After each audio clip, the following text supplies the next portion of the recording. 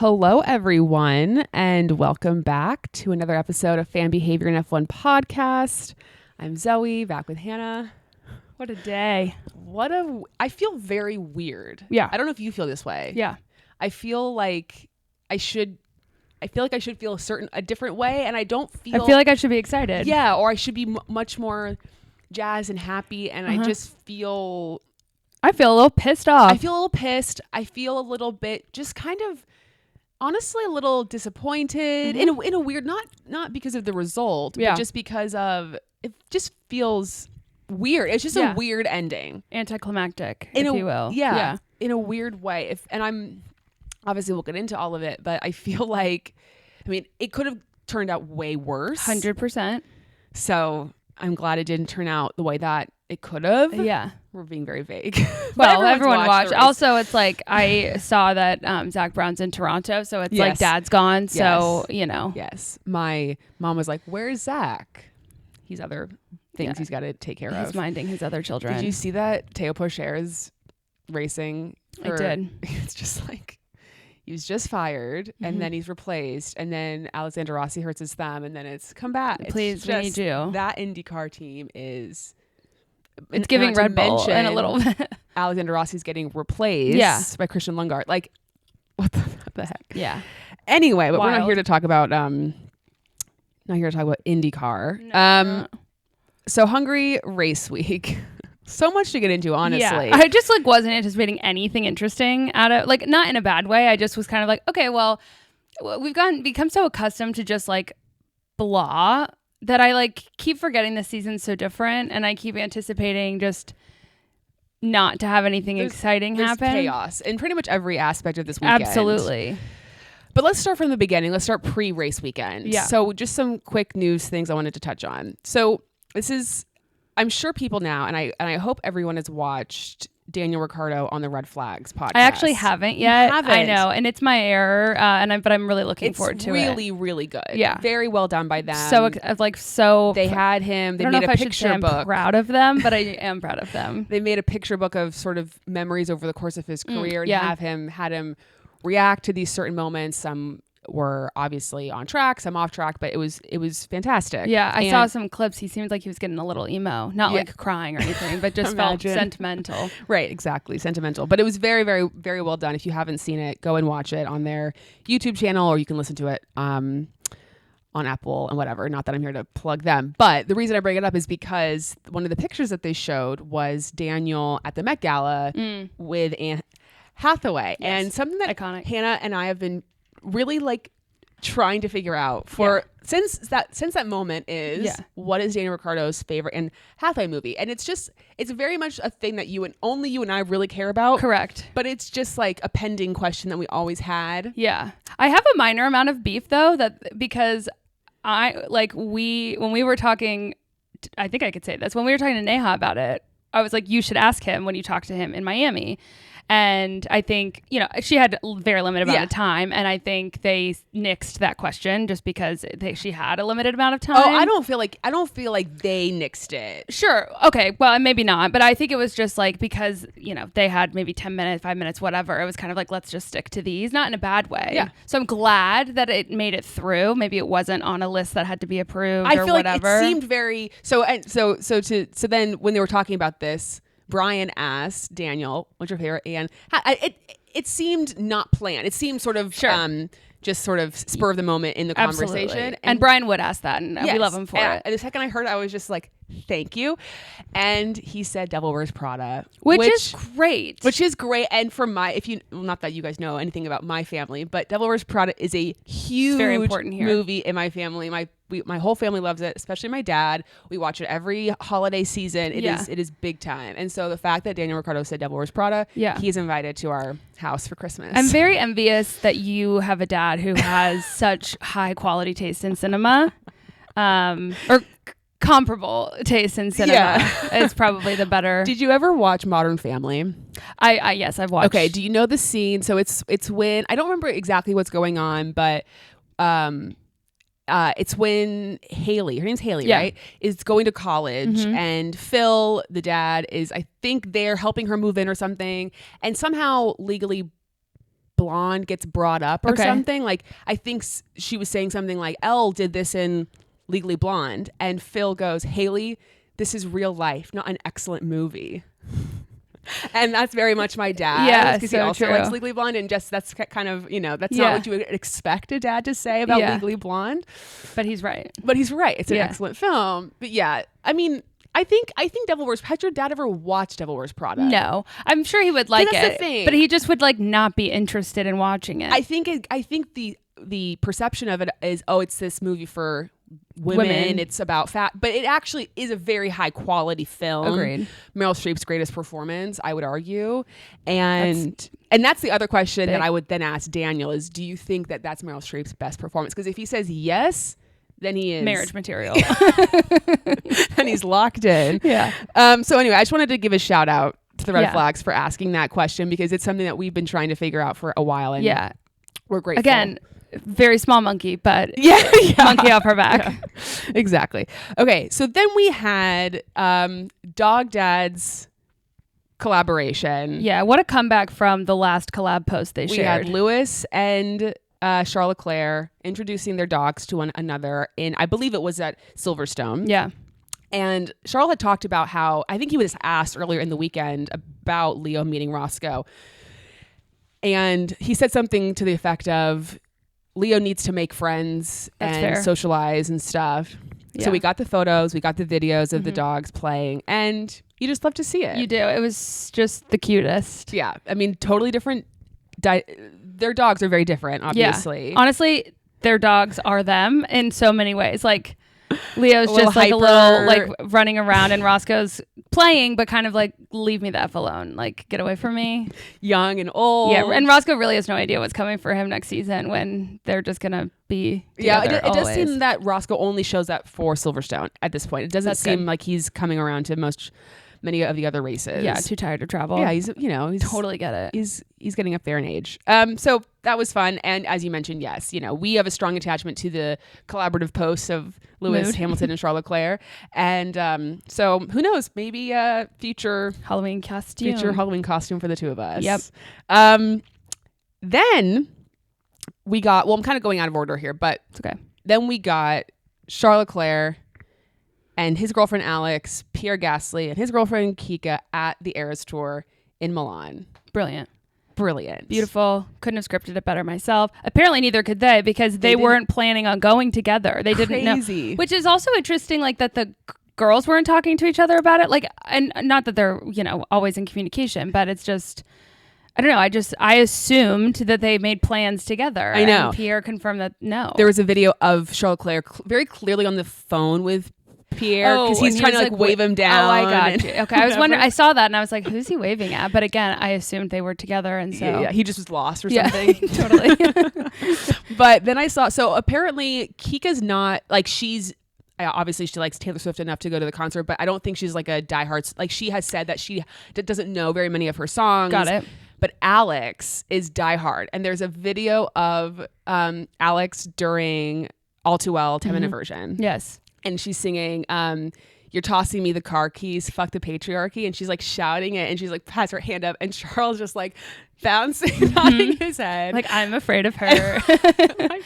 The dichotomy, like he's probably like, oh, this is what it's like, Swiftie energy. Yeah. But Pierre's a Swiftie now, he says. Yes, exactly. And I mean, of course, everyone who goes, I feel like, is so taken by the energy of the crowd and how diehard and obsessed and crazy. And we had Travis Kelce commenting on Pierre Gasly's Instagram photo, and I did say, just imagine when we got into Formula One, this crossover that has happened. But like, how lucky are we? It's crazy that our interests align and cross over with one another. What's another thing like we could add? What's something else that we're really into that could combine into this collaboration? I'm not really sure, because we've got One Direction dabbling, we've got Taylor Swift, and then with the Chiefs, for us personally, that's huge. Yeah. We know from like some of your favorite footballers are also, chummy with driver. I mean, it's just like there's really crossovers left and right. Yeah, I'm looking forward to one popping up that I wasn't anticipating. Yes, but, always. It would have to be some sort of actor, like a Bradley Cooper. Sure. Yeah. Or Chris Martin. Oh, and we had Adam Driver at. So true. That was. I genuinely forgot that happened. That was. I think I blacked out. TBT to me screaming. You were. I just didn't even know what was happening, and you just started hitting me. You're like, Hannah, oh my god, and she just took off, and I was like, okay. No. I'm talking about in the Uber. Oh, when yeah. Hannah and I are on the way to COTA last year. I see Adam Driver on Instagram that he's at COTA. Then we're going, and I scream in the Uber, and I thought someone in her family was harmed, and our Uber driver were both terrified. Yeah, I was just like, what happened? And then she showed me her phone, and then I understood immediately. Well that ends well. Yeah. It was great. So that's, I mean, again, it's just been chaos. Then I think this was prior to, but maybe it wasn't. Honestly, my timelines are all kind of messed up. We had Lando and George at the Euro final. We had George sitting very close to Harry Styles. It was so important that I broke my not getting on the internet. Yeah. I wish there was more, there was an extra photo of them communicating. But beggars can't be choosers. I just like, what a time. And I think too, Harry's on his way back to us soon, and I'm really looking forward to it. Cause he's been dark, but he performed with Stevie Nicks, and then he was, whatever order it was in. He's in public again, which usually means something is afoot. Something is afoot. They did show Lando on the TV while we were watching it. I was watching it with my parents and then two of my uncles, my mom's brother and my dad's brother. And I was like, wait, rewind. And then one of my uncles, and you can probably guess which one it was like, I can't remember exactly what he said, but he was like, he is so handsome. He would. But sad for England, they lost. Yeah, they did not, in fact, bring it home, which is too bad. But honestly, I have to admit, I was rooting for Spain because it's been pissing me off. It pissed me off in the week, well, really in the whole tournament, but especially in the week leading up to the final. All the commentators kept being like, England's never won the Euros. England hasn't won anything since the 60s, which is not true. Not true, because the women won the Euros. And I listen, people have their opinions of it's not the whatever, but it's just not factually correct. Yeah. When you're saying it that way. When England has not brought something home, that's not true. And it's disrespectful. Yeah. And you can say the men's team. That's what's pissing me off. Yeah. And so then just in spite, I was like, you continue to not bring something home. Yeah. Take that. And the that TikTok sound that's like, if you want something said, ask a man. If you want something done, ask a woman. I do know that sound. That kept popping up. And it's kind of facts. Yeah. But anyway, fine. Just look at the sport we love. Right. So those are just some of off track festivities. Then we had the announcement that Kevin Magnussen is indeed leaving Haas. Yeah, I was pretty bummed about that. And it wasn't unexpected. But I think, and also actually paired with the what's Red Flag's show with Gunter? Banker Hours? Yeah, Banker. He said that the last text he got from Kevin was Kevin asking for team principal's phone number, which I just love that he does his own bidding. Yeah, exactly. Getting his name out there. Mm-hmm. Sad for K-Mag, but honestly, I feel like K-Mag, he was off the grid, then he comes back because of the whole Ukraine-Russia Nikita Mazepin situation, which is crazy in and of itself. Yeah. Comes in, has gotten 3 more years out of his career, which I think he probably thought he wasn't going to be back. So I think all in all, he can't be too disappointed about how things are shaken out. He seems to be in good spirits, and I think he'll continue to race in some capacity. And we've loved having you, K-Mag. Yeah, I'll miss you. I'll still wear your shirt. Suck my balls. Anything else pre-race before we get into the race weekend? Well, Simba. Oh, Pierre's dog. Because Pierre had FOMO, and so he got a dog as well. I did see there was the Goodwood Festival of Speed was going on, and I did see I saw this really cryptic story post from Karun Chandok, and I was very confused. Yeah. And in the internet's best fashion, they clipped a thing saying we would love to see Max and Daniel on a team together, while Checo's standing right there, and of course they had completely missed the fact that he was talking about a team within the revival Goodwood or something like that. It wasn't for me. He wasn't making. He wasn't talking about Formula One. Maybe he was kind of going. There was a touch of a wink. Yes, of course it was probably a little bit risky. Yeah. But also relax. Like, don't come for Karun. Like, he's Everyone a legend. needs Like, to take calm down, a breath. Yeah. I think every week we need to start the podcast with, let's remember this is a silly sport. Yeah. That's for fun. And yes, tensions get high. Things are dramatic. We want to see our drivers do well. But it's really not. Well, and he's not going to just stand when he knows he's being filmed and like blatantly say while Checo's standing there that Max and Daniel should be teammates at Red Bull. Yeah, it was kind of funny though. Checo was just Max and whenever Max and Daniel are together, they just always have a dynamic. It's always kind of like Checo's the third wheel in this situation, and that's just because the friendship. It's the friendship, and I think, but then people take it to the next level and make it seem like it's they're like personal. Now Checo we'll get into didn't really do himself very many favors this week. No. Partially. But then I had two more things. Yeah, tell me. And I saw what wasn't technically like within this week, but I didn't realize that the button to start the race is like a manual. Is that real though? I don't know. Okay. Yeah, but did you see that? I did. Okay, send it to me. But I did. Okay, I have questions as to whether or not that is truthful. Totally. So if someone could let me know, because I'm very curious. Because that's a wild job to have. Right. It's just very interesting. I did know that it's not always at the same time. Like they do change the increments in which the lights go out. Why? I think to make it more interesting. I don't know. Okay. Look, someone help me fact check that. And then I know it's sort of, maybe we'll get into the crowd strike. I'm sure we'll. Yeah. Okay. Yeah. That was just wild. Well, actually, we can talk about it now. Yeah. So I had seen something about, I actually had to go to FedEx that day to send something for work. And I had luckily printed out the label the night before because they were totally shut down. Yeah. And I had seen something about it anyway. And then I just did more research, but that's crazy. Yeah, was Mercedes the only team affected? Yeah. Okay. Mm-hmm. Mercedes, because their sponsor is CrowdStrike. They seem to be a little bit, what's the word I'm looking for? Affected by during practice. And I mean, thank God we weren't traveling that day. Oh my God. Can you imagine? Terrible. Like I saw a lot of, people that we know that were traveling or like couldn't get home. We would have. No. I mean, if we were in the airport when all of that happened, fuming, like it would have been coming home from Nashville all over again. But that was terrible. That was so awful, especially terrible. Because we had to fly. Well, we didn't. We flew an airline because of miles and stuff that like doesn't have a direct flight. Yeah. But there is a direct flight option from Kansas City to Nashville. We just didn't take that one. Yeah. And wow, we chose the free flight. Yeah, of over course. over the ease. But God Almighty, that was horrible. But anyway, we got persevered, there. and it made for good content, I suppose. Okay. Anything else? No. Okay. So let's get to quali.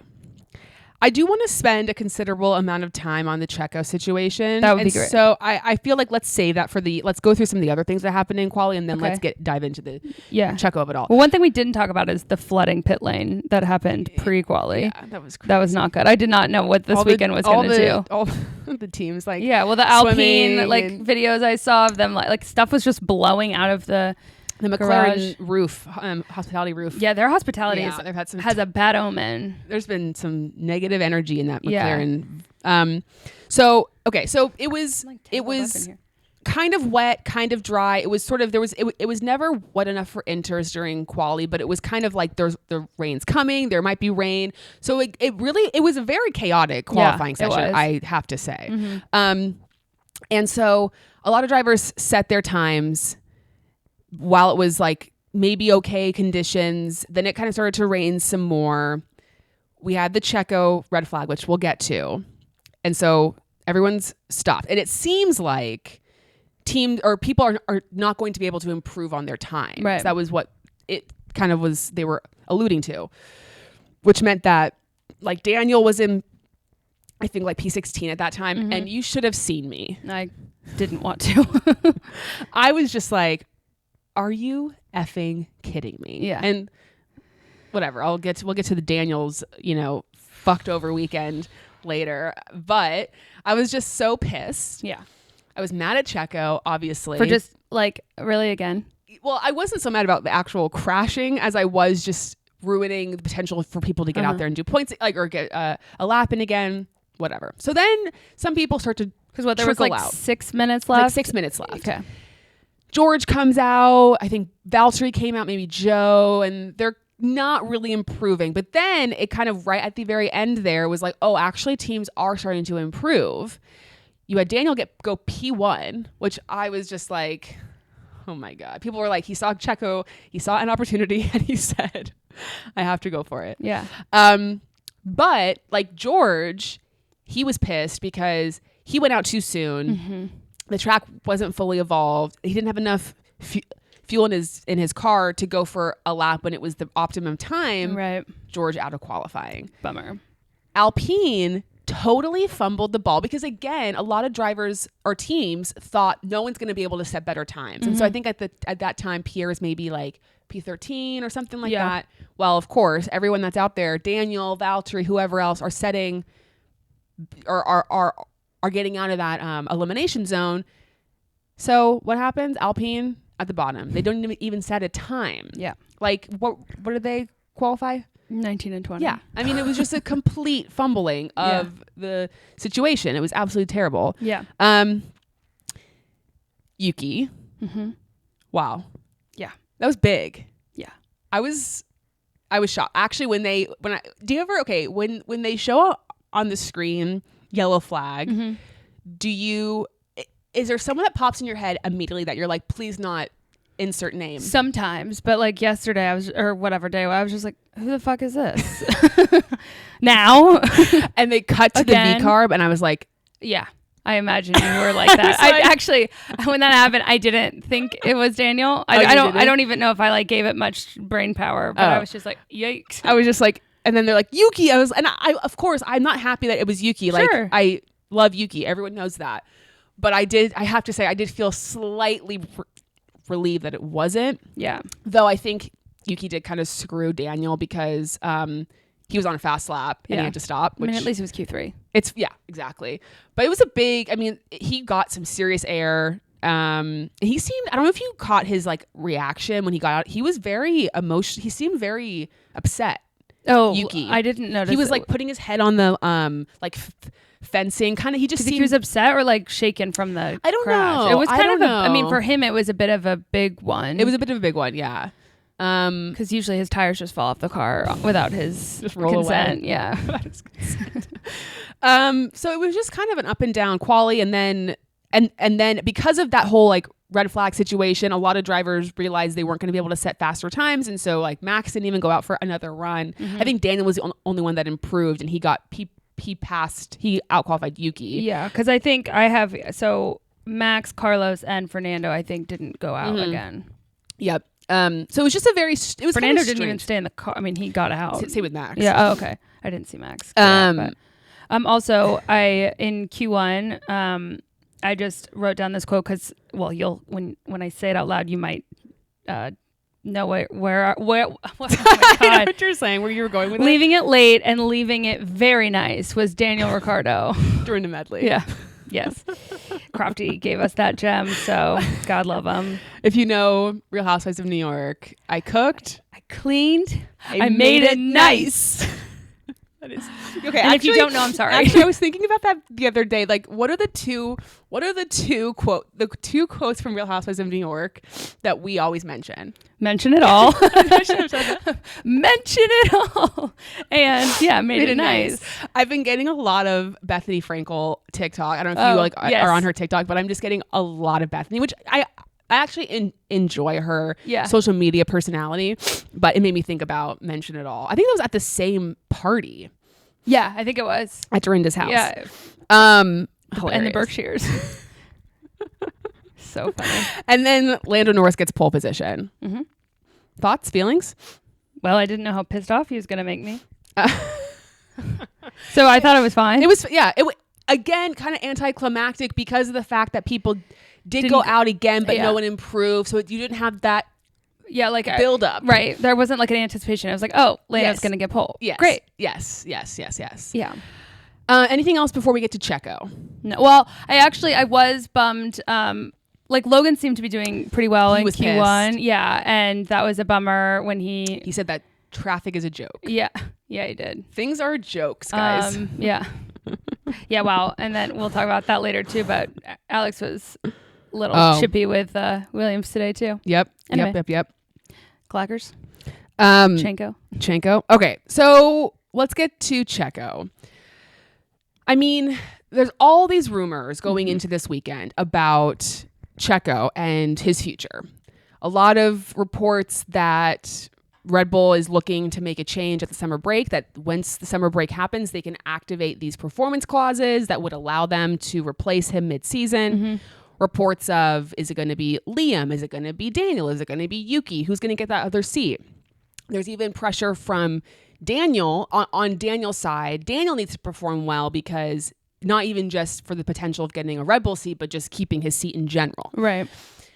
And just all this chaos. Checo needs to have 2 good performances, which in my mind, I'm thinking to myself, 2. Well, Hungary and Spa. Oh, he needs to do well in the next two races. In my mind, I'm thinking though, does that really negate what he's done previously? But we'll get to all of that. Checo's saying, I'm not worried, I'm not concerned, blah, blah, blah, blah, blah, which I guess, why would he be like, yeah, I'm going to lose my seat? I mean, of course he's going to. Yeah, of course. He's going to have confidence or pretend like he has confidence. Or PR's telling him to maintain confidence. Yeah. And whatever. Yeah. But then there he is, Q1, and he was like in P9. There was no real reason for him to be, I don't know if he was pushing that hard, but boom, crash into the wall. Yeah. I mean, I was just like, you have to be kidding me. Genuinely. I literally was just like awestruck. For real? For real. Like it's no offense, he's on some Logan shit and even it's crazy. Worse. I know. He has gotten out okay, I'm going to go through because you know my mind. Yes. I know it's 4 out of 6 of the last 4 out of the last 6 races. He's I think been it's out in Q1. 7. I think it's 7. Then but maybe it's not. I don't know. Well, we'll go through it. So let's focus on, because the last kind of good performance he had was Miami. I actually looked this up. Because I wanted to figure this out. The last good performance he had was he got 4th in Miami. Okay. Which even you could argue, I mean, it's good. Yeah. It's good. But I think the last podium he had was Japan. So you have that gives you Imola, Monaco, Canada, Barcelona, Austria, Silverstone, Hungary. Okay, that's 7 races after Miami. In Imola, he gets out qualified by both of the VCARBs. Both VCARBs get into Q3. Checo's out in Q2, and Checo ends up finishing in the points. He gets like 8th. Okay. Monaco, we obviously know what happens in Monaco. He gets out in Q1. He crashes instantly. Canada, I believe he got out in Q1 as well. He crashed. He spun out. He hit his rear wing against the wall, which then led to him having a 3-place grid penalty for Spain. I think he ended up starting that race 11th or something. Then we're going to, then Austria, I think he does okay. That's when he gets passed by Nico Hülkenberg at the very end of the race. Silverstone, out in Q1, beaches his car. No points. Hungary, out in Q1. Does get points today. But it's just a continuous string of not good performances. Yeah. Really not good. And I think I know he did decently well today, but I just don't know how you can go on with him putting in these types of performances, especially when someone like Max struggles, is having races where he himself is not doing so well. Right. I just don't see how you can go on like this. Yeah. And I feel like there's been a lot of conversation about who should get that other seat or how they should go about it. Do you have any thoughts, feelings about that? One thing I was talking about, I think actually with my parents, was just I'd be curious to know, because we talked about those performance clauses. I think they're suspected but not confirmed because we obviously don't have visibility into his contract. Yeah. But I wonder if that is like, if the contract he signed is a continuance of the one he's in right now. Like, do they have to pay him out if they replace him mid-season because they've already signed him for 2025?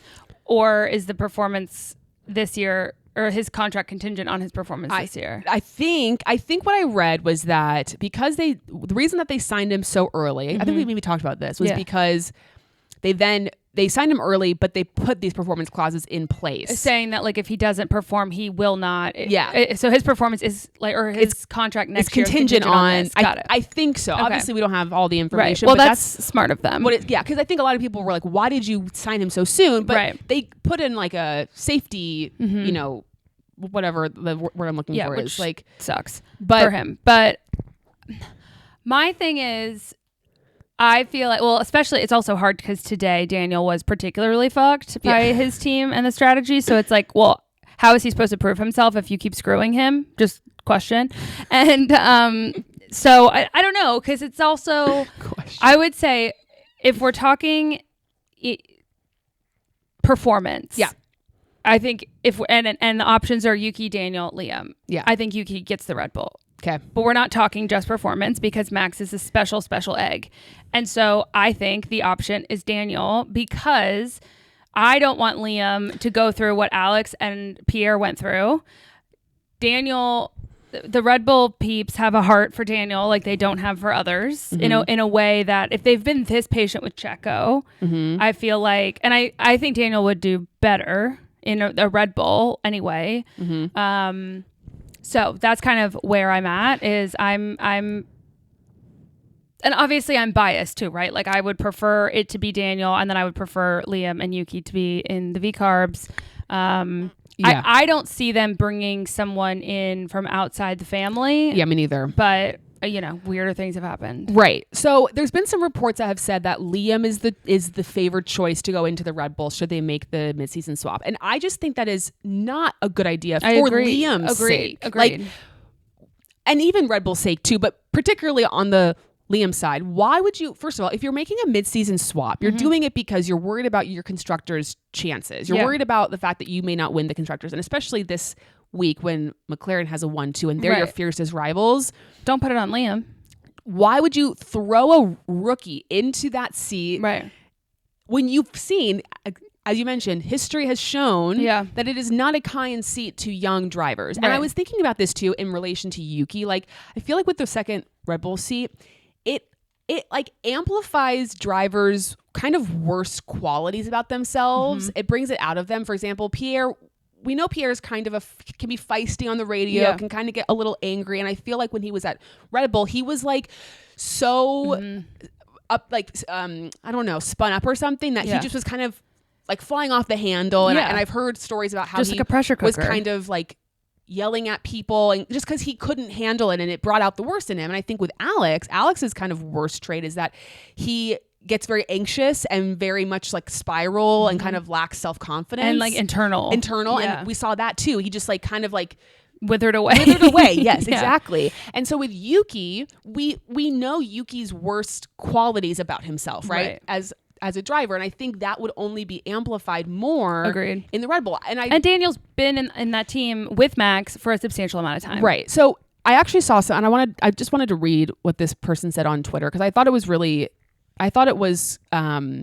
made a lot of sense. And so I want to give them credit. So it's actually, the person who wrote it his name is Zach Brown, but it's ZACH. It's not Zach Brown, McLaren Zach Brown.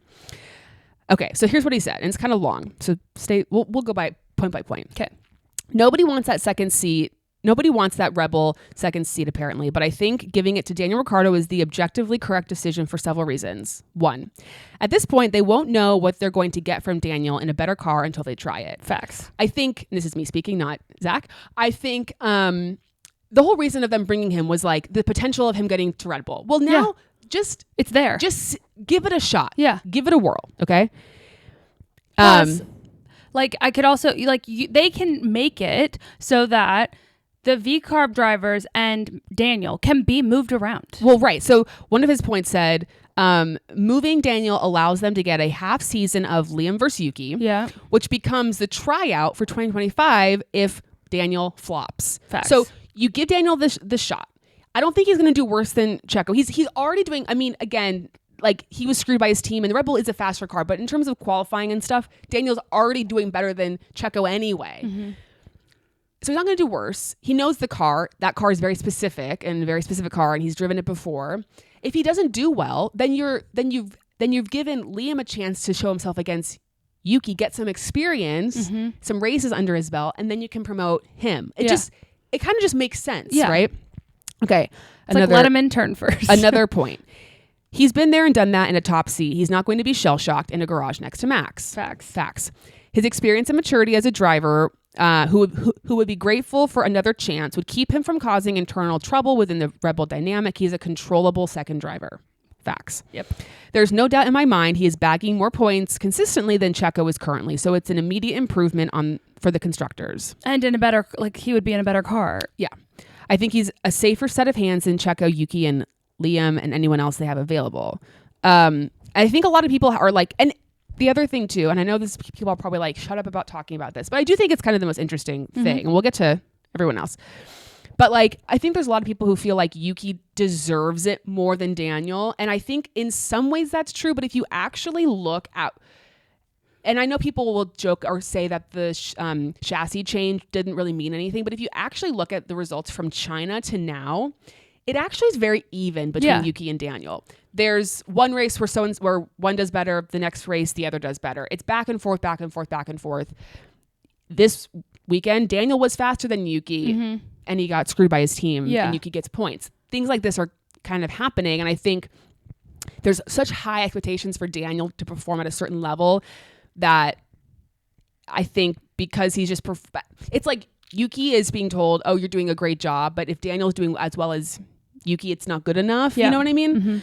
I don't know. So, and I think it's also like, it's not so much about who's earned it. It's about the right fit for the right seat. That's the biggest thing. It's like especially with this team and with Max as the first driver, like it has to be so much more than just the skill. And yes, you could argue that skill alone maybe, or, just stats alone, it should be Yuki, but you can't make that decision. I mean, that it would just implode. And I think it also, like, for anyone who likes Yuki, it's not a good place for him, I don't think. Like, I think it would be a really difficult dynamic. Now, I could be totally proven wrong there, but I also just don't think they want Yuki in that seat. No, they don't. So I think really it's between Liam and Daniel. And I, never thought I'd say these words, but I agree with Zach Brown. And I think, that's what needs, that seems to be the most obvious scenario in my mind for everybody. Yeah, and it also just answers a lot of questions. It frees up a spot. They've already been wanting to get Liam in the seat anyway. It frees up a space for Liam to get a go.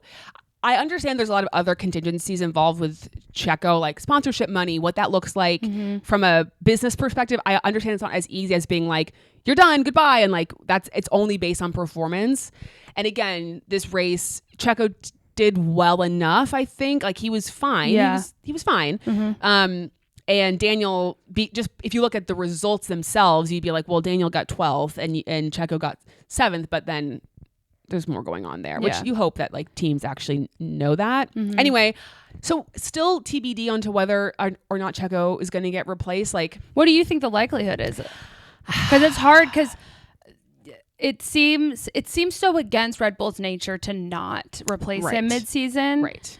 But I also don't know if because they've had such a shit year of PR and the car's not doing very well, like hasn't that they are just trying to stay. Well, and I think part of it is also there's not a super obvious choice to go into the Red Bull. It's not like Daniel is just kicking ass and it's like, well, clearly he's the right person. But like when it happened with like Alex and Pierre, did they just replace because that's who they could pick from? Yeah. I mean, in a lot of ways it's kind of like, okay, but these are your options. You wanted Daniel back in the seat. Like, again, it's just, anyway, we could talk in circles and I'm saying the same thing over and over again, but it's like, come on. It's just interesting. And I don't know. We'll get into the race itself. Okay, let's get to the race.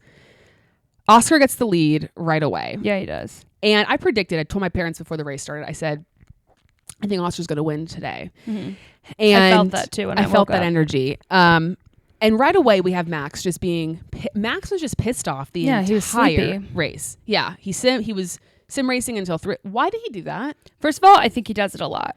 I know. I think he's particularly, so it's interesting, and I'm probably wrong on some data point here. Okay. I was not a fan when Max was not winning all the time until now. And so I know he's, who he is on the radio when he's in battle situations. Have we seen a race where he's not doing well when his father is there yet?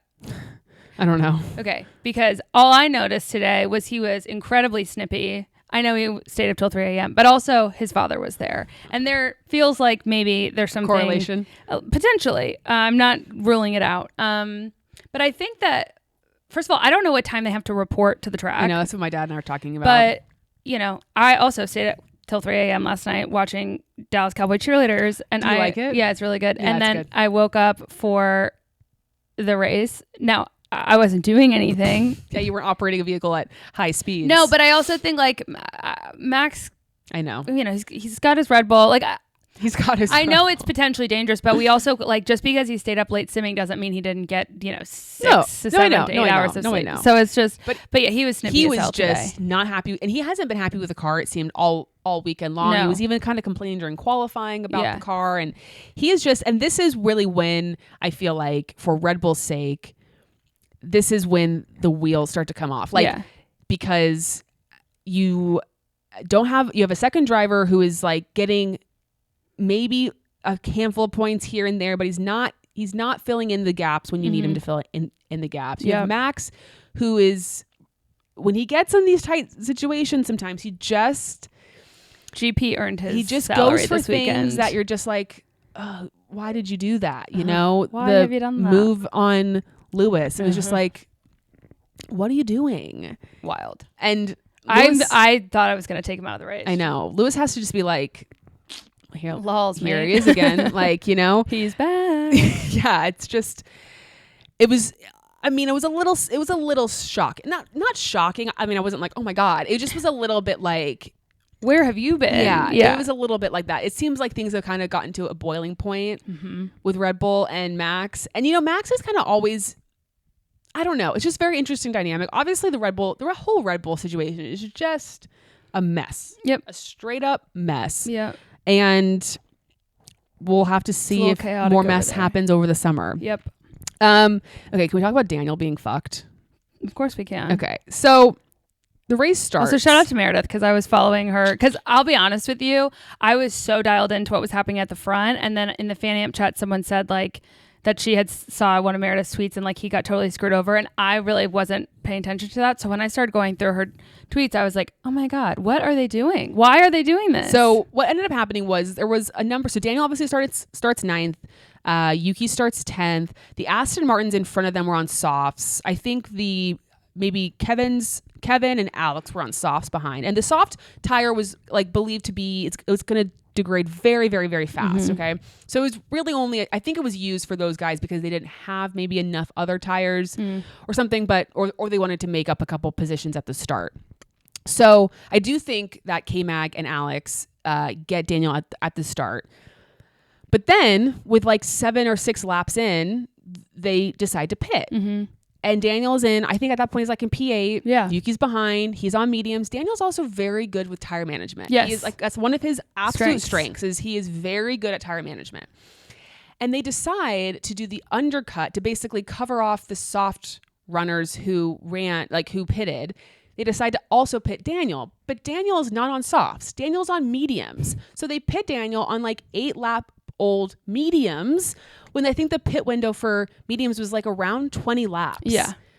They pit him and they get him stuck in a DRS train that he has no tire advantage. He can't get past.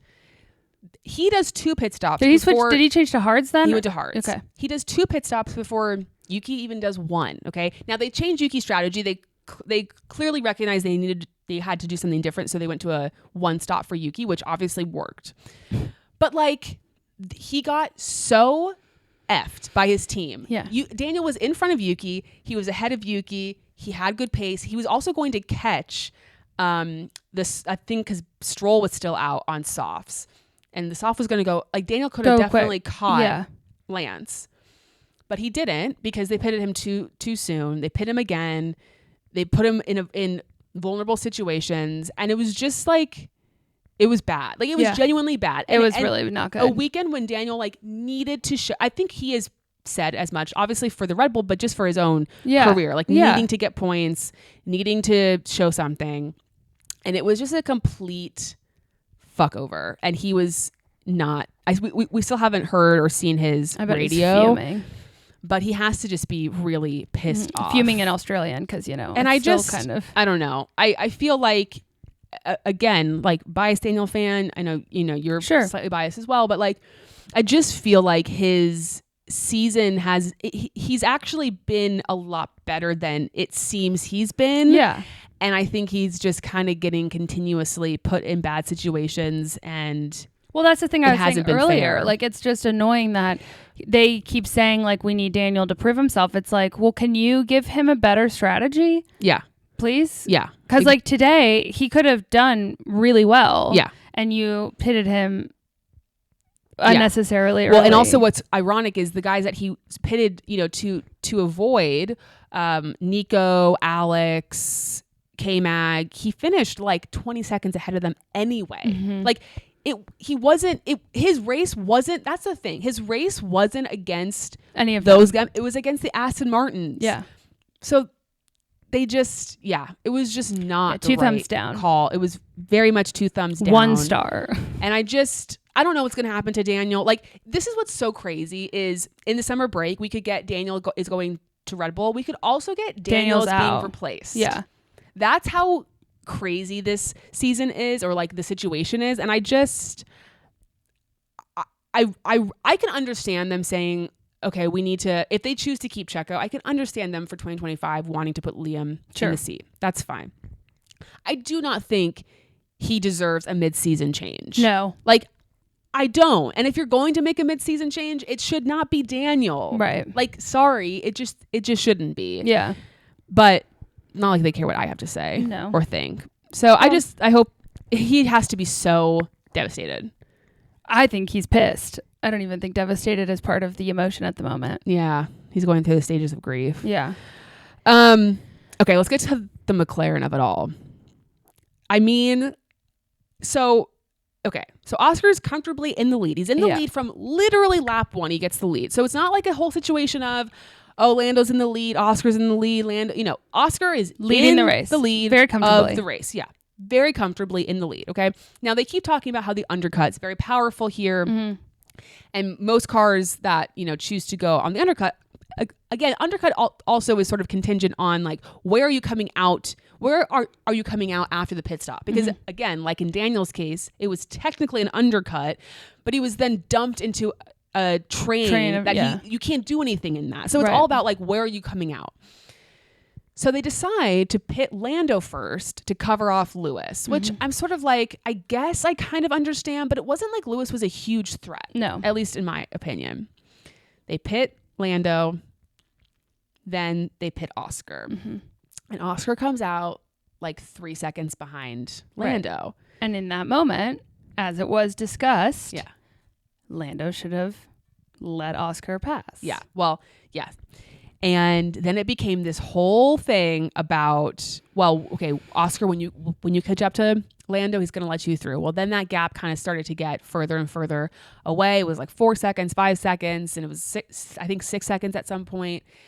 And it was getting very tense. Yeah, I didn't like it at all. And they were talking about, think about, I can't remember what Lando's engineer said. He was like, think about your team. You're going to guy you have to sit next to every Sunday or something like that. Yeah, and also just like, we win a championship as a team. You're going to need Oscar at some point. Yeah. Like, don't do this. Yeah. And he just kind of kept being, which, okay. I get both sides. I really do get both sides. Right.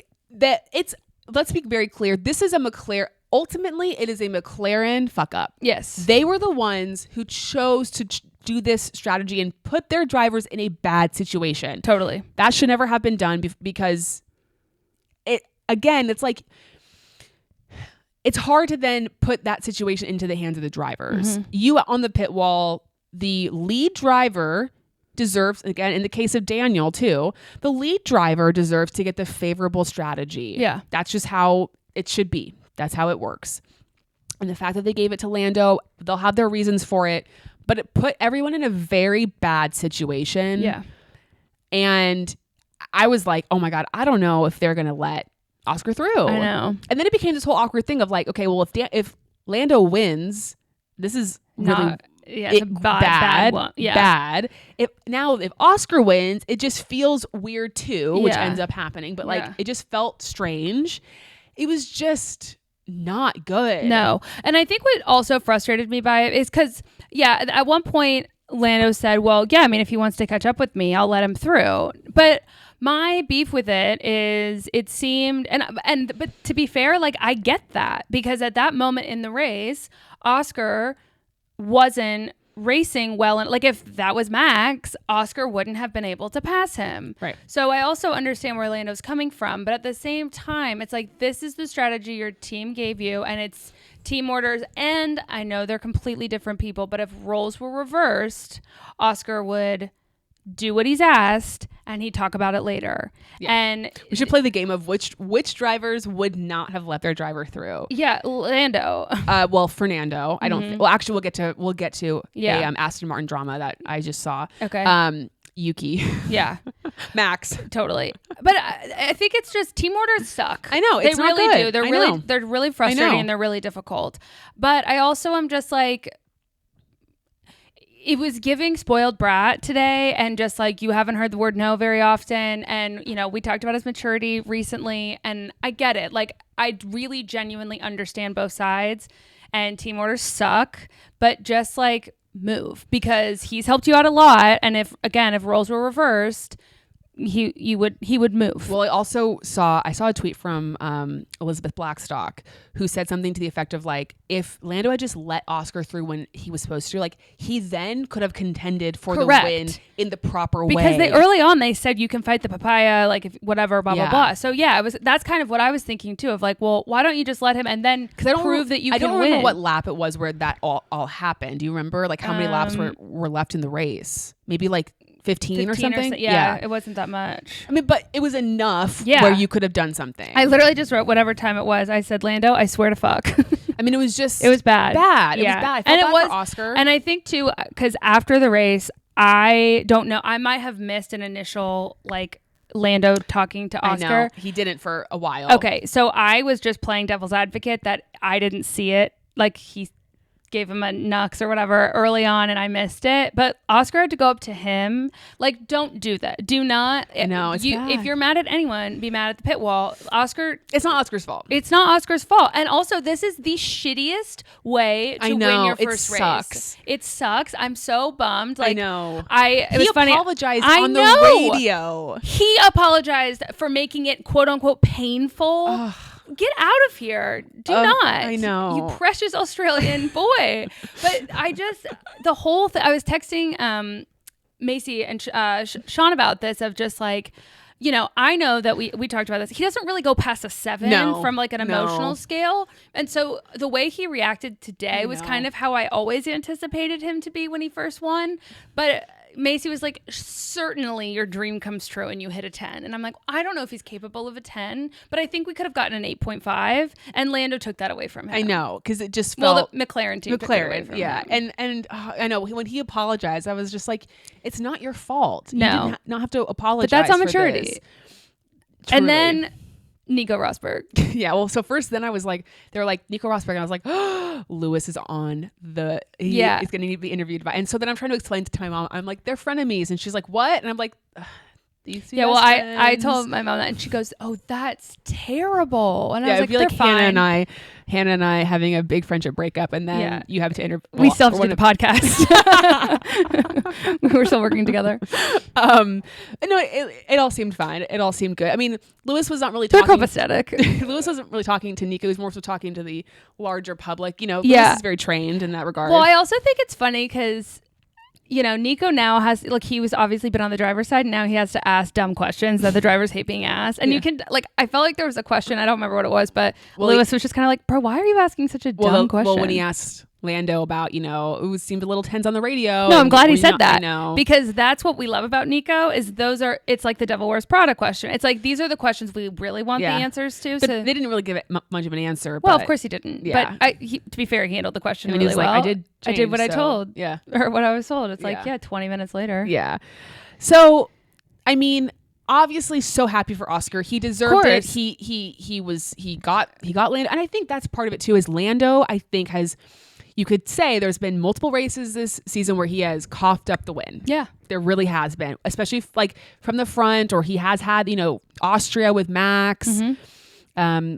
I can't think of others, but there's been other situations, Silverstone too, I believe. Yeah. Where, cause did he get pole in Silverstone, or I think Lando? Yeah, I think so. I think he did. And, didn't get so I can understand too, from him, it's just like, I keep getting kind of in these situations and then I don't win, Mm-hmm. Again, thank God he won in Miami. Otherwise this would have, can you imagine if he hadn't won in Miami? No, he wouldn't have moved today. That would have been bad. Yeah. That would have been really we were wrong. It was Russell Hamilton Norris in Silverstone. Oh, okay. Anyway. But it just, the whole thing. And then Pierre. DNF'd. Oh my God. Which I barely noticed. Pierre, God he also was him. hurt from the pit lane. Yeah, I know. Again. And it's like, you should have just left him there. I think it's 2 weeks in a row. DNF, yikes. Yeah. And then I do just want to give a huge shout out to GP because he's really doing the Lord's work, working with Max and having to be on. I mean, he is speaking to Max in a way that is so important. Yeah. He does what You're he being can. childish. Shut up. Just stop. We will talk about this later. I mean, Max pulled, what was that? He just yeeted over Lewis's car. So dangerous. I know. Oh, but actually on that, I saw this tweet from RBR Daily. GP told Max that a medical delegate will come to check him. Max, quote, "Let them send that medical delegate to the stewards to see if they are okay. I'm completely fine." He is just insane. Yeah. God love him. I mean, he is your favorite driver. Yeah. Let's make that very clear. I do also have a couple other tweets and comments that I got. Yes. Can I just share about Aston Martin? Please? Oh, yes. Sorry. So at the end of the race, Aston Martin was in 10th and 11th, and Stroll was coming through the pack. He had pitted the latest, so he had the freshest tires, and he's behind Alonso. And I guess Aston Martin ordered Alonso to let Stroll pass so he could try to pass Yuki because he was in 9th. And then Alonso was told Stroll would give back the place if he failed to overtake. Lance did not give back the place. So there's just a lot of spoiled brat. There's energy. a lot of teams you have Daniel being screwed. You have this Aston Martin situation. You have McLaren bad vibes. You've got everything going on with Red Bull. I feel like Mercedes is chilling, Mm-hmm. Haas. Well, yeah, Mercedes is in a different position too, though, because Lewis is leaving. So it's just kind of whatever. Yeah. And did we talk about George? Yeah, we talked about George getting out in, yeah. But anyway, it's just vibes are getting to we're getting to a boiling point. Well, and it's interesting because I feel like a lot of that is just because this is the most competitive season we've watched. What is it? 7 race winners in the last 13 races. It's crazy. How many did we have last year? 4? 3? Total. And we didn't even get that. We didn't even get that third. So it was Carlos, Checo, Max? Yeah, we didn't even get Carlos until Singapore. Was it Yeah, it was Singapore. I mean, I couldn't this is such a fantastic season. It makes me so happy. It makes me so happy, but it also makes me sweat and tense. Yeah, and just sort of, I don't know. It's just been chaos. Yeah. Chaos. So anything else from the race? Well, I did just want... Sorry. No, you're fine. So Meredith, I liked this tweet. They told Daniel his races with Gasly. Gasly, who started in the pit lane, why Daniel started the race P9. Cool. Thanks for that, RB. And then 2 from Nate, but they are quotes of Max. Verstappen is furious further back. His last radio, "Don't give me that shit. You guys gave me the strategy. I'll try and rescue this race myself." And then he goes on to say, "It's quite impressive how we let ourselves get undercut and completely fucked my race." And then the last one, someone in the Fan Amp chat, which I just thought this was funny. "You can always tell when Lando's annoyed because his neck rolls a lot and he smiles at the end of his statements." But he does. He kind of It's his tick It's his when tick. he's full of shit. Yeah. Yeah. Oh That's my all. gosh. It's just, I have just like a lot of mixed feelings about this race because I'm obviously super happy for Oscar, but I feel like kind of sad about how it went down. Yeah. And like He sad deserved better. for Daniel. I feel like badly for other drivers. It's all just very mess. Yeah, and I was bummed. She might have posted since, but I was refreshing Nicole's Twitter. Like She posted. crazy. Oh, she did because the only one I saw is this is the longest race ever. And poor woman. I mean, it was like after midnight. What'd she say? Oh, she's so cute. In her era, it's her era's Oscar Piastri shirt. She's a queen. Yeah. I want to interview her.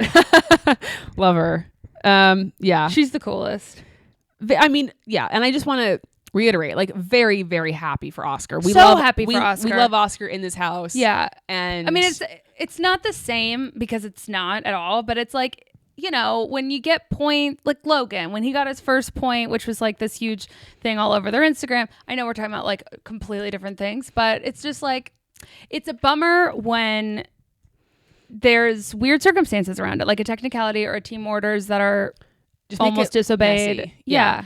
I do want to say, if anyone knows where I can get, I've been trying to find it and I can't find it. I want like one of the graphic, like vintage, you know, like the what are the shirts called that we have of like Lewis and I just call them like the graphic, like the 90s garage, I don't know, whatever, the but face t-shirts. I want Team Australia. I want one of Oscar and Daniel combined. Like I want you can like create your own. Really? Like I think Mick does hers, like creates them on Etsy. Like you could send some photos, but also if there's someone in the listener who wants to maybe create one and then you can get it printed online through I'd like one, please. print on demand. I can because that's how I did our fan behavior ones. Oh, nice. Okay. Karen did it and then I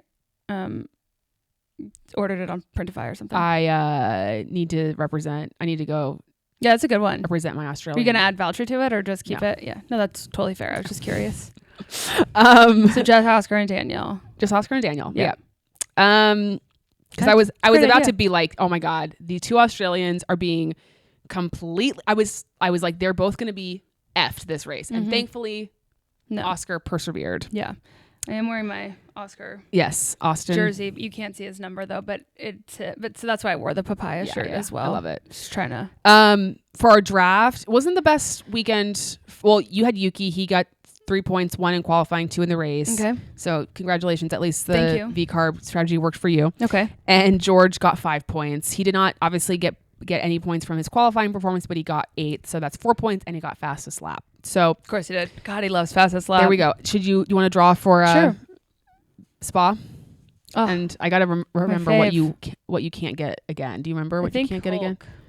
Yeah, I think it is Hulk. But I'll double check for you. Joe. Okay, let's make sure you haven't gotten him more than twice. I don't think you have, but Joe. Yeah, Joe, man. He's just A delightful guy. I can't get him again, I don't think. Okay. But yeah, you actually I don't think you've gotten him yet. Lucky me. Just waiting. Okay.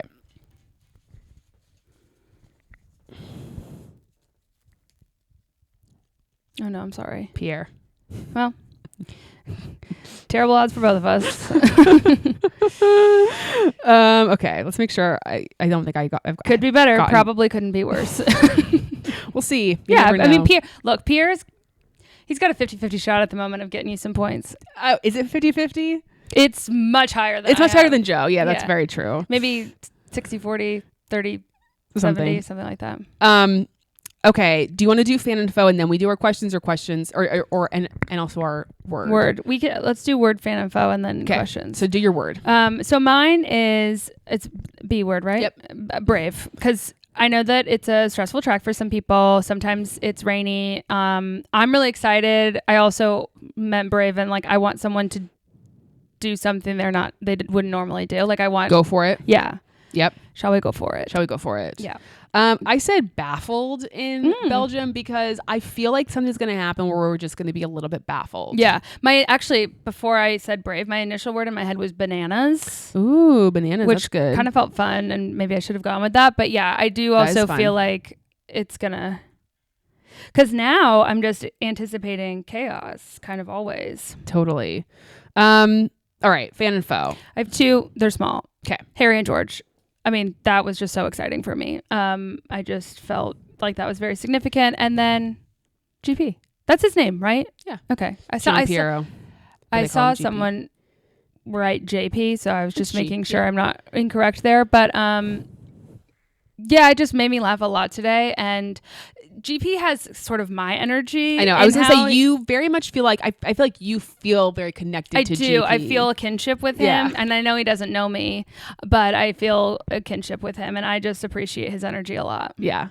So my fan is, I'm sure people saw it on social media. I don't know if you saw it, but Ralf Schumacher, who is Michael Schumacher's brother, Formula One driver in the past, came out on Instagram, revealed that he has a partner. No, I mean, we don't know exactly. He had been married previously to a woman. He has a son, I believe, but now he is with a man. Mm-hmm. And obviously, like, we don't have very many out drivers, if any. I don't think, like, I don't know of any that are publicly out. And so to come out, even he's obviously a retired now, but that's very brave thing to do. But then what I liked, I mean, it's obviously all wonderful, and I think people have shown him a lot of love and all that stuff. But the drivers were asked about it, like, over the course of the week, and everyone, at least from what I saw, was very much like, it's great, it's amazing, like, everyone should feel comfortable being who they are. And obviously, like,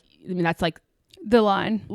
That's not. I'm not like applauding people for being a basic human, and doing what everyone should do. But I think it's good that we're in a place now where, like, hopefully, I have to imagine that's pretty, especially in like the Formula One environment, it has to be really any professional sports. It's like not easy. Yeah. So anytime that someone does that, I think it's great, and props to Ralf Schumacher. And I know he is not always, like, he has had some questionable like comments in the past about other drivers, and he's not always like the most liked former driver in terms of his commentary. Yeah, but you got to give props. And sometimes with stuff like this comes out, it's like he was carrying a lot of stuff, and that's not a justification, but it does add some color to that whole dynamic that he was acting on. Exactly. So congrats to Rolf, and brave of you to do that. Your foe. Okay, I have 1.5. I got the worst, I've never experienced this before, chigger bites on my ankle. Okay. Guys, don't ever. I mean, I woke up almost crying twice because it was itching so bad, and I was just like, when you wake up and you're like, I'm not supposed to be awake, and you're kind of tired, and I mean, like, you're preaching. Yeah, I know. That's why I said, do you know? Yeah. And it was horrible. I did find a concoction on TikTok that has been a dream. So if you ever struggle with trigger bites, let me know. I just don't want to. How'd you get them? So I was out in the field, for our listeners, we live out in the country, this, but our neighbors got a horse, so we were down in the fence, and I went out and just, like, I had tall socks on, but I was kind of in taller grass, and I woke up, I'll show you after, I have welts on my ankle, it's wild. Horrible. And if anyone doesn't know what that is, they're basically these little, like, mite things that just, like, attack you. Bugs, it's horrible. Okay, the other one, so I've been watching Dallas Cowboy Cheerleaders, and I think it's, America's Sweetheart, is that what it's called? I really like it, but I was listening to Armchair Expert, and Dak said something that kind of, like, I hadn't thought about, I hadn't started watching it when I heard him say this, but if, they're talking a lot about their body image, and just like all professional sports are really intense. Cheerleading, dance, there are some that are like specific because there's so much of a like physical component to it, or especially with the Dallas Cowboy Cheerleaders, they have to, like, there's this expectation that they look a certain way. But Dax just kind of like, if these things were being said to men, there would be an uprising. And it was just an interesting perspective, because obviously having, got here through a docuseries about a male dominated sport to then watching this other docuseries about a female sport, it was just like, well, we don't treat female athletes the same way at all, and it's so frustrating, and it's just so sad, because he's like, they're working their tails off, and they're being told that they're not fueling themselves properly, Yeah. while also being told that their They're stomach, like body shamed. Yeah, Yeah. it's just wild. Yeah, it is. So It is. that is just a bummer. And sometimes I think we've come so far, and then you just realize, No, sometimes we haven't. sometimes we haven't completely. That is all. My foe is just like the Aussie sabotage that almost happened. That did happen in one case, but didn't happen in the other case. Imagine if it was a double Aussie sabotage. I know. Rioting in the streets. Australia would have taken to they would have swam across the oceans. Yeah, it was a fun podium though today. It was a good podium. The Aussie we heard the national anthem and the British national anthem for the two Brits. It was kind of nice. Like everyone was represented. Yep. Yeah, it was great. Yeah. It just felt, I just don't feel like I could fully appreciate. Yeah, I mean, you were attacked today personally. I was personally attacked. Yeah. Exactly. Okay, let's get to some of your guys' questions. I mean, a lot of this is what we've gone over, the Lando and Oscar drama. The picture of Charles Leclerc congratulating Oscar, congratulating his son. Yes, loved for that. his victory. You gotta love. Chuck has really been. No, did he say that or did ESPN? ESPN. Okay. Chuck has really kind of been MIA for the last. Yeah, but he's participating on the internet. Yeah, he's doing the best he can. Because I think I wrote this down for qualifying. Like, I didn't pay a lick of attention to Ferrari or Aston Martin all of qualifying.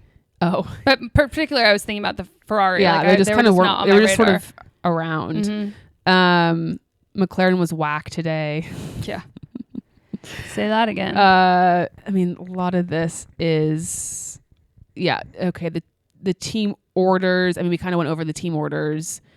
To be a fly on the wall during that briefing. I know we need to get into the briefing. Real F1 is back.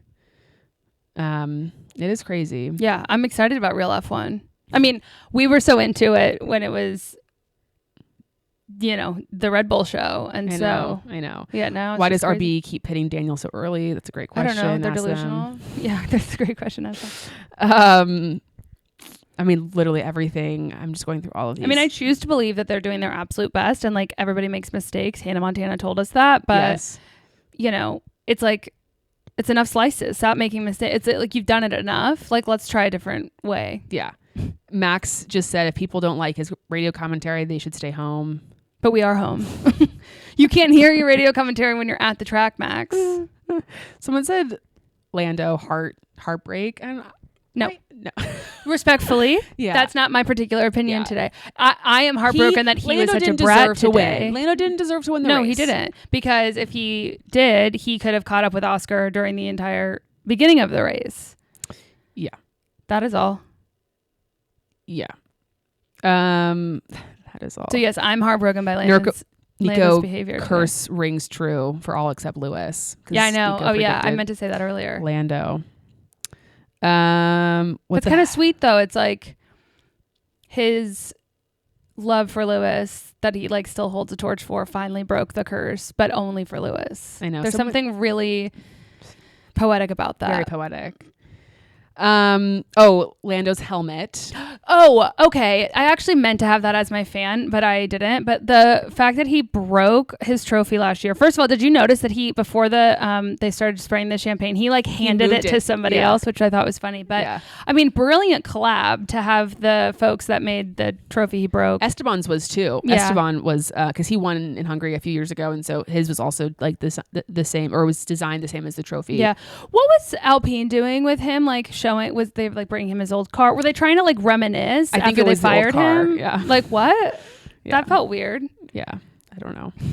We're forcing you to leave, but hey, shoot some promo stuff for us. Let's go down memory lane. Yeah, that was very strange. Bizarre. Yeah, I mean, Lando did the best he could to repair the, no pun intended, the damage he had caused last year in terms of the PR damage. Yeah. He's giving, which is great. His helmet was beautiful. I loved it. Yeah, it was really great. Very beautiful. Oh my gosh. Lando's race engineer was on his knees begging him to be a team player. That was actually such a funny back and forth between the two of them. He really was going into all of the self-help books he's ever had to read and maybe any therapy he's ever been to pull out the questions that his therapist would say, Oh my gosh. Funny. Crazy. All right. Basically it was just, Yeah, we're all aligned. why was Daniel screwed? Why was Oscar in that position? Yeah, you'll have to talk to Just get in charge with it. what is it? Andreas and Andres. Laurent? Yeah. Laurent. Yeah. Yeah, take it up with them 'cause I don't know. I have the same questions. Maybe Nico Rosberg can ask them. Yeah. Let's get to the bottom of it. We have one more race left before the summer break, which is Absence makes the heart grow fonder. I know, but it's also going to be a stressful I know break, and because it just guys, thoughts and prayers for me. Yeah, everyone's gonna be on pins and needles, and honestly, I don't have the same level of fatigue that you have, but if Carlo doesn't make a decision soon, I'm so bored. Also, his flippant, I was watching too much football. Shut up. He's taking, I feel so much pleasure in the fact that everything's waiting on him. It's you're not that awesome. Oh, I just don't like the arrogance of well, I'm just gonna wait. And now, do I also recognize that that's probably not at all what's going on? Yeah, it could be, but it's I know. Everyone's waiting. Certainly, we're not still. I need someone else. I need some other team to make a move without him. I need someone to say, you know what, we don't want you anymore. Right, we're moving on. Good day. Maybe we'll. Well, yeah. There's so much. Genuinely, we'll come back from summer break and we'll be like, does that mean that I said that? No, it wasn't mean. It was your truth. And listen. I like Carlos. It's just it's starting. I don't like not knowing things, and he's preventing me from having knowledge. Listen, I understand. I completely get it. I hope I didn't offend any Carlito fans.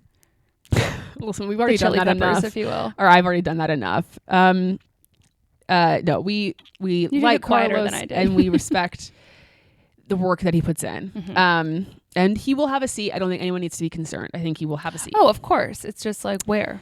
It's just where. Anything else you want to add before we dip out? Please make sure to watch our pyramid ranking. Mm-hmm. It comes out tomorrow. And, do all the things. Comment, subscribe. Share with your friends.